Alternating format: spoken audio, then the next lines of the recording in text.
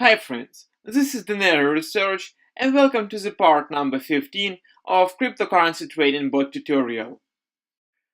In the previous video I showed you how to optimize parameters of our strategy.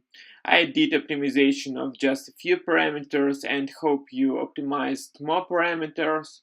And today we start implementation of the last component of the event loop trade executor, which requires integration with Exchange API. Here are our tasks in Trello. I suppose we need more than one video to implement all of them, but nevertheless we'll start with historical candle data request. This data is required to feed our technical indicators like moving average, ADX and ATR. The next thing, we'll implement live data requests through WebSockets, and we'll use this live data for trading, for finding entry, exit positions, and stop loss calculation. Of course, we have to check our balances before we execute any trade and right after the trade. Also, we'll use limit orders instead of market orders, because limit orders give us more control over the price. So we have to be able to place limit order, check whether limit order is executed or not, and cancel this limit order when it is necessary. We will request historical candlestick information in the way we did for datasets preparation. So we will use Bitfinex API version 2, and it has candles get request. So we'll use the following parameters of this request. So, like time frame, we need 30 minutes time frame. Symbol is simply the pair we need. Historical data. Limit is number of candles to be provided, so it has to be longer than our longest period. So the longest period is moving average. It has 200 value, so it has to be larger than 200.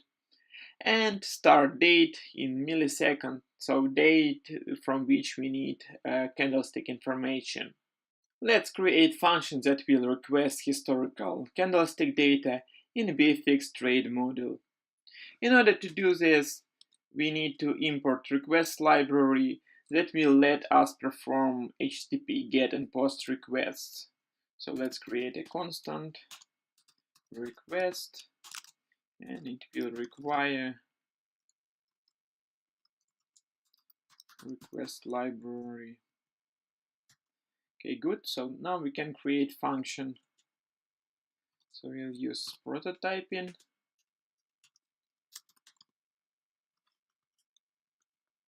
Let's call this function get hist data, and this function will have parameters like pair, for which we'll request this data, and callback. Well, now we need to construct a request URL. Let's copy this request URL from Bitfinex and we'll edit it. Let's take this part, copy, and create variable URL which equals to this part.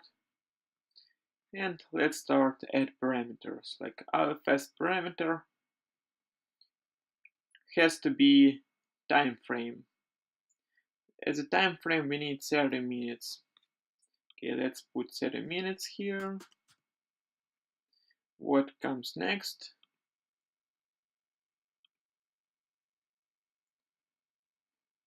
The next is whether we need last data or historical data. Oh, sorry. The next is a pair. So let's put a pair here. So do we need a colon? Yes, we need a colon as a delimiter. Like, do we need a pair parameter? No, we do not need it. So simply type T plus pair plus. Let's go to the next part. Now we need to get whether last data or historical data. Here we need historical data, so let's type hist.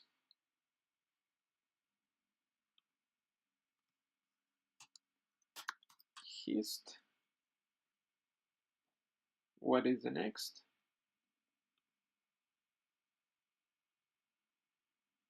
Now we have to provide query parameters like limit, start date, and sorting.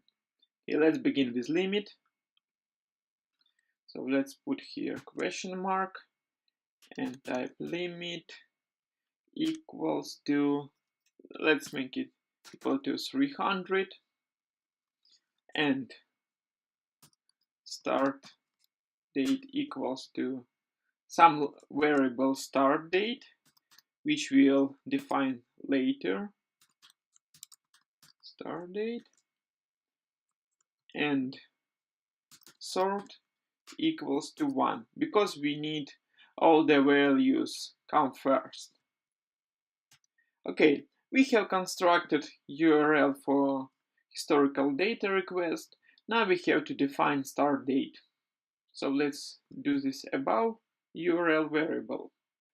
We will calculate start date in the same way as I did in the part number 3, where we prepare datasets. So I'll skip detailed explanation and we'll just type code. So first of all, we need to get current date. So let's create variable current date, and which equals to date now divided by 1000. So this will give us current date in seconds. And start date equals to time frame length in seconds. So we have 30 minutes time frame, and in seconds it would be 1800 minus current date modulus time frame length in seconds plus current date minus limit value plus 1, so we have 301 multiplied by time frame length in seconds. That's all. Well, now we can request historical data. So let's call request function, and this request function will have JSON input parameter and some callback function, which contains error handling, response, and body.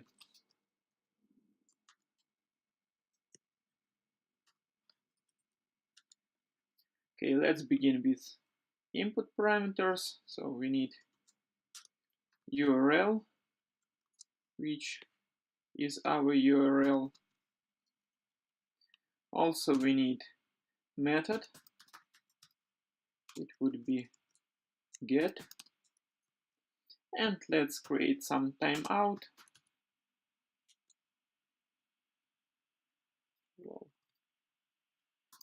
Timeout, which equals to this value. Okay, now let's handle response. Our callback may have errors or may have not errors. So if we do not have any error, we will simply return callback for get his data function. So return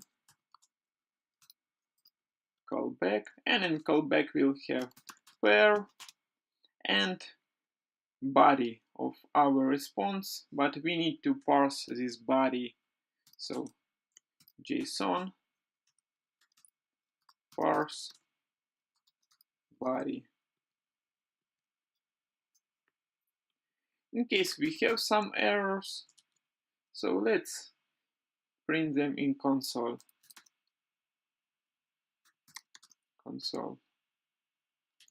log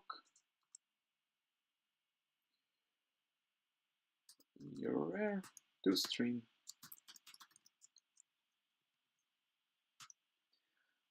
Well, that's everything we need to get historical data. So now we can use this in manager opt.js file. Of course, we need to make some changes in code because of moving from historical backtesting data to live data.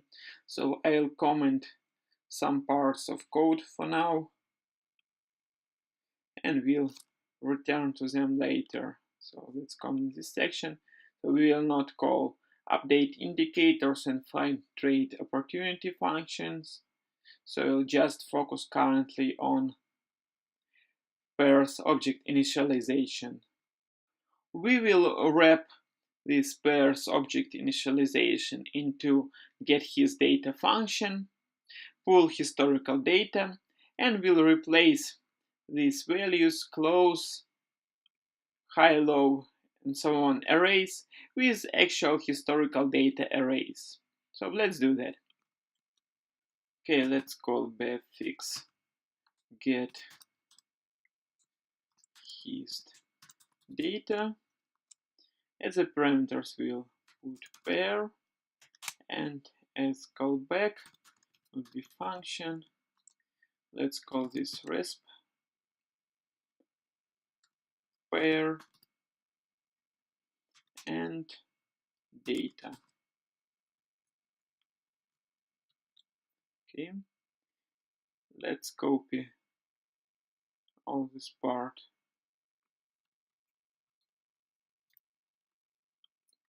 here. Let's adjust it correctly. Okay. Now what I would like to do is to check whether our getHisData function works correctly. So I want to type in console our pair value, resp pair value, and data. Okay, let's save this file and this one too, and try to run our code. Okay, let's go to projects,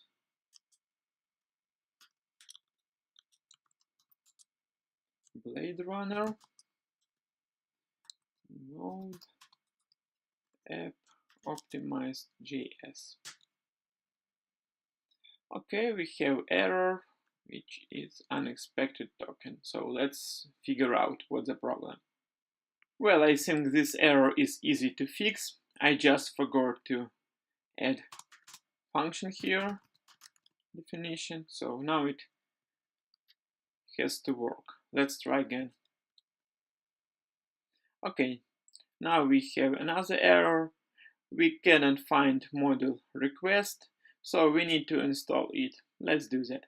Let's call npm install request and save it to package.json.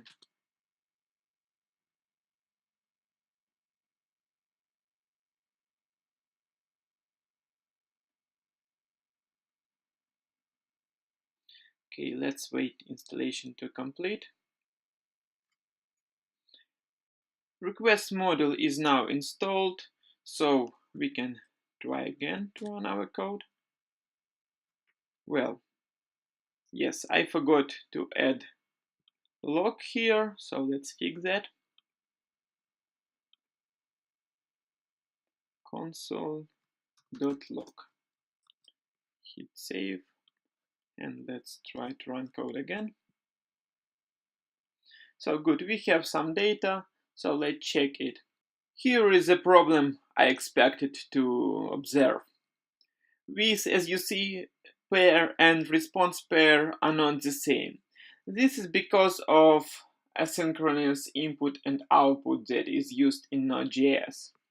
So that means that wrapping pairs object with Bitfinex his data was bad idea, and we have to initialize indicators and pull historical data separately from pairs object initialization. So let's fix this issue. In order to do that, let's create another loop for pair in pairs object, and let's copy this row here. So let's remove this part and this part. Okay, initially we'll initialize pairs object, then we will pull historical data and initialize technical indicators. So we'll move these rows also in this loop. So as you see, we actually pulled historical data correctly. So we have a Unix timestamp, open, close, high, low, and volume values. So for technical indicators, we need only close, high, and low values. So let's pull these values from this object.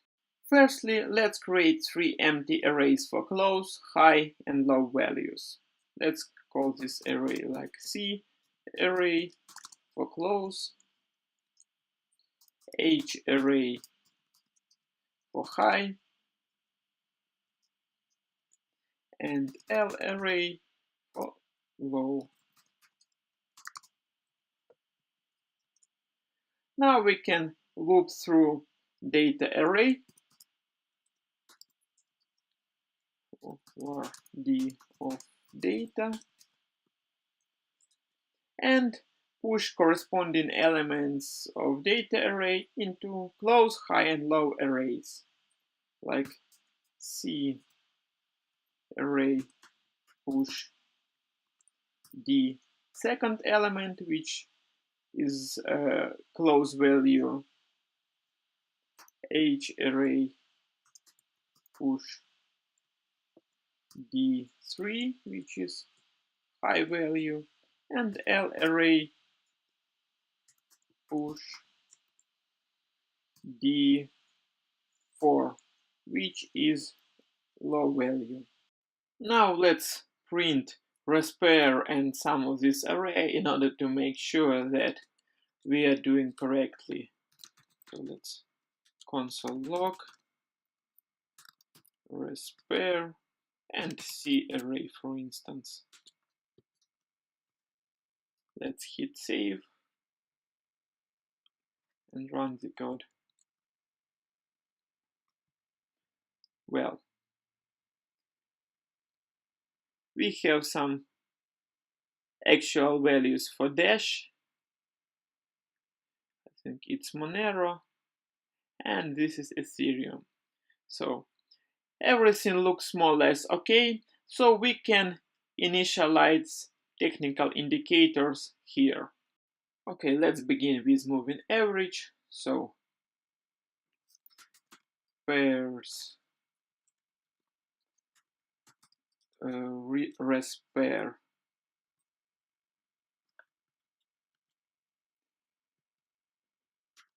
MA equals to, we can copy paste that, and instead of values we'll provide C array. So we can remove this row. Similarly for ADX and ATR. So let's copy ADX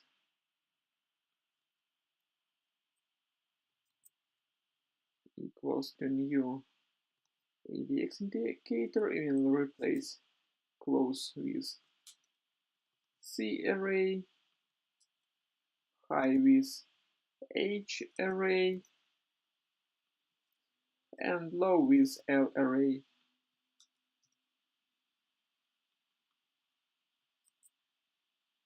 And let's do the same for ATR.